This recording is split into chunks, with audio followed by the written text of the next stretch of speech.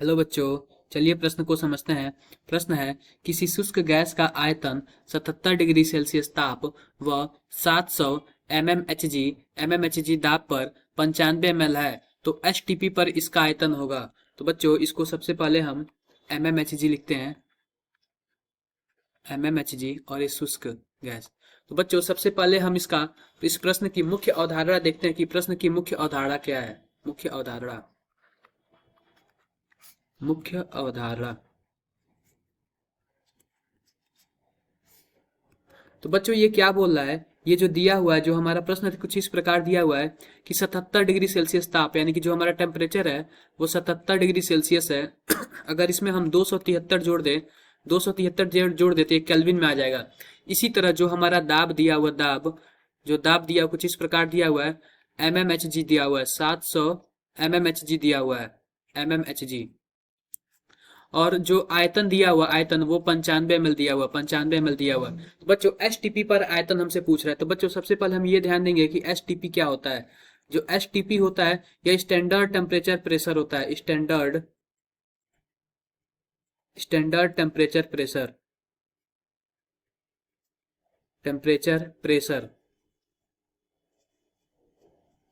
तो बच्चों, standard temperature pressure पे जो तापमान होता है, यहाँ पे जो तापमान होता है वो कुछ इस प्रकार होता है, 25 डिग्री सेल्सियस, यानी कि हम 273 जोड़ देते केल्विन में आ जाएगा।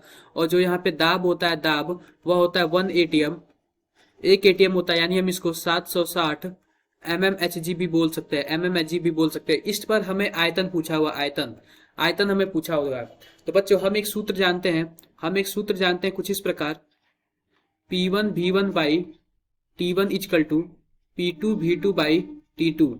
अगर मैं इसको T1 P1 और V1 मान लूं और इसको T2 P2 और V2 मान लूं, तो इस प्रकार हम अपना V2 निकाल सकते हैं। तो आओ बच्चों, हल करते हैं। इसको हल करते हैं। जो हमारा टेम्परेचर है वो उसको हम लिखेंगे 350 केल्विन, और यहाँ पे हो जाएगा 298 केल्विन, 298 केल्विन। और इस प्रकार हम लिखते हैं, फिर से सूत्र लिख लेते हैं, P1 V1 बाई T1 बराबर P2 V2 बाई T2।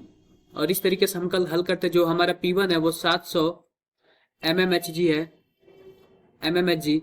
जो V1 है वो 95 ml है, 95 ml है। और जो T1 है वो 350 है, 350 केल्विन है। इस प्रकार जो P2 है, P2 कुछ इस प्रकार है, 760 एमएमएचजी है, और जो V2 है, ये हमें V2 निकालना है। और T2 है, T2 298 केल्विन दिया हुआ, 298 केल्विन दिया हुआ। तो बच्चों, आओ हम इस प्रश्न को हल करते हैं। केल्विन से केल्विन कट जाएगा, एमएमएचजी से एमएमएचजी भी कट जाएगा। बचेगा जो हमारा उत्तर आएगा वो हमारा वॉल्यूम में, वो हमारा ml में आएगा। तो जो V2 का जो मान होगा कुछ इस प्रकार होगा, 700 into 95 into 298 divide by 350 into 760 कुछ इस प्रकार। इसको हम दो बार में काट सकते हैं, आओ बच्चों हल करते हैं। इसको हम क्या करेंगे, कुछ इस प्रकार कर सकते हैं, 380 हो जाएगा। इसको हल करते हैं बच्चों, तो हमारा कुछ इस प्रकार आता है, 74.5 ml हमारा उत्तर आता है। बच्चों, जो हमारा V2 का जो मान है वो कुछ इस प्रकार है, 74.5 ml। बच्चों, आशा करते हैं कि आपको मुख्य अवधारणा के आधार पर प्रश्न समझ आया होगा। धन्यवाद।